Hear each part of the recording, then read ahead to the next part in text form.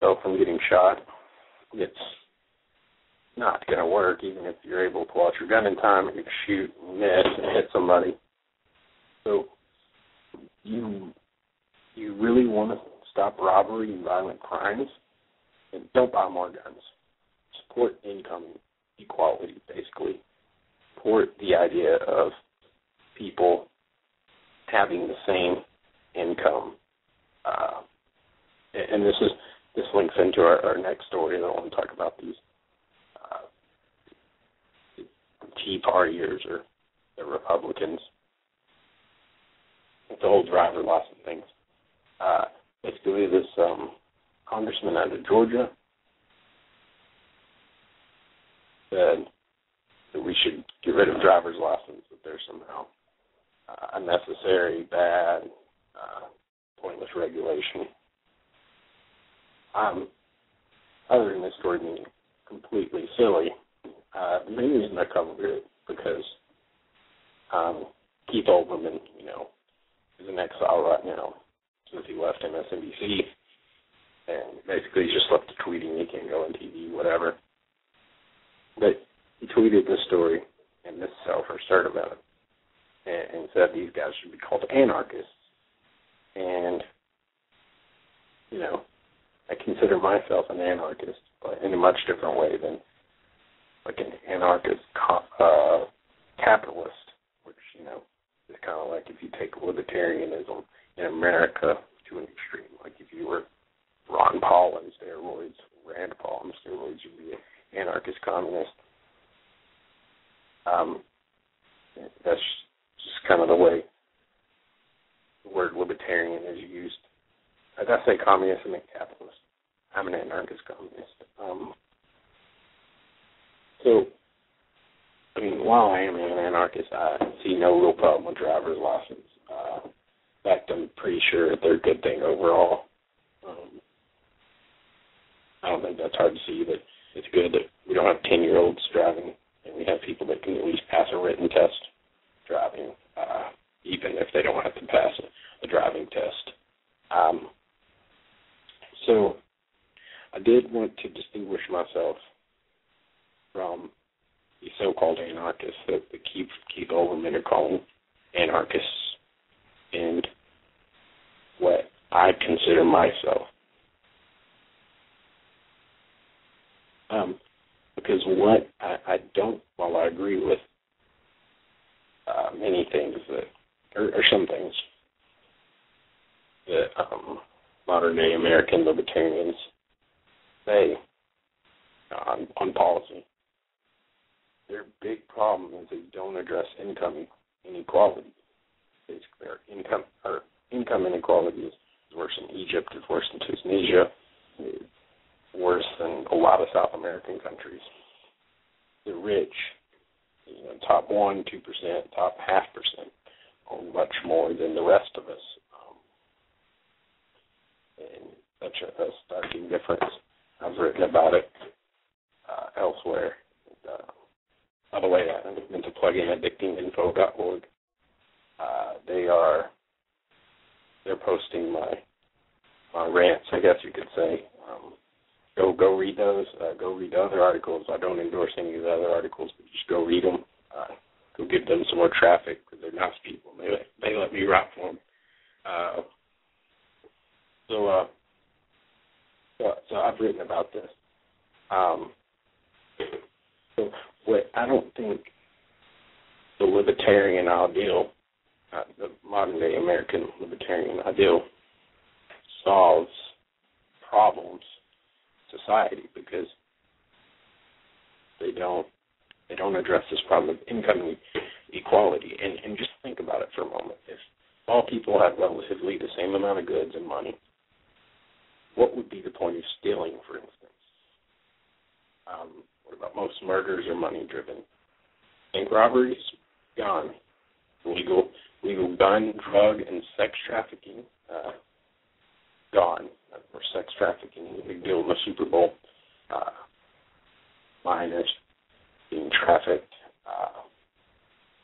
to be prostitutes. And people make money off those. People pay money for it. You get the problem. get rid of the problem for, get rid of income equality, I think you abolish that immediately without trying to do the sting operations they're doing now. About the divorce rate, lowered. Most divorces are money-driven, right? The abortion rate, lowered. So if you're quote-unquote pro-life, you're anti-abortion, you're for fetus rights or whatever, you should be a huge supporter of income equality, because most abortions are driven by that you don't have enough money to take care of the kid. So, and while I'm pro-choice, I'm for women's rights, I think lowering the abortion rate is a good idea. And if you can do that, I think we can fix this problem and many other society's ills by fixing our system, our economic system, and making it where all people are equal. Because right now, you may think you're equal. We live in a society where all people are equal, but you're not. You're not equal to Bill Gates. You're not equal to Steve Jobs. You're not equal to George Bush or Barack Obama or the people in power, the ruling class, the people who own so much of the wealth while we own so little of it. Solving this problem is what socialism is. It doesn't sound as scary as the people in power want you to believe it is. For instance, and the reason socialism is so unpopular in America, which it's gaining in popularity, but it's used as a bad word still in political discourse. The bad word, because when we were in the Cold War with the Russians, we called them socialists, and they called themselves socialists, even though they weren't. Their income inequality was horrific. But the ruling class here said, hey, look, they're socialists. I mean, obviously there was something wrong with the USSR, and we could tell. And if we identified it with socialism, then socialism was an evil. Right? You get it? Socialism is an evil because it's associated with the USSR. But when you look at it, what socialism actually is, when it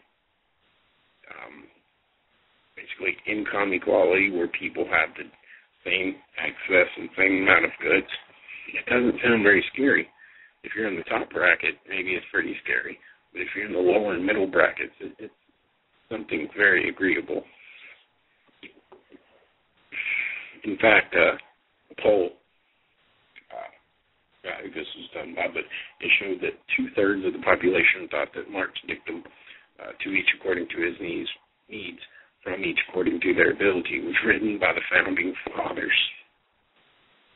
So the foundation for income equality is not some scary thing, or you may disagree or agree, like I do, with some of Marx's theories. I disagree with a lot of Marx's theories.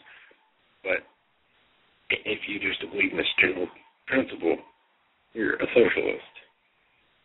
And so the foundation for income inequality is not scary. The only real question is how do we get from here to there? So when I say I'm an anarchist, an anarchist is for income equality. The modern-day American Libertarians don't believe in income equality. They basically believe in every man for themselves. You don't believe me? Read Atlas Shrugged by Ayn Rand. Both Ron and Rand Paul said this is one of their favorite books. And in this book, these people that lie and cheat and steal to get more money, and the government is portrayed as bad because for a good reason, with the lobbying and the corruption the government's pointing out, but also it's pointed as bad because it has this anti-dog eat dog rule. Basically, they were trying to say that, no, you can't own the whole railroad. You can only own, a certain amount. You can't have a monopoly, and anyone ran with saying this is bad.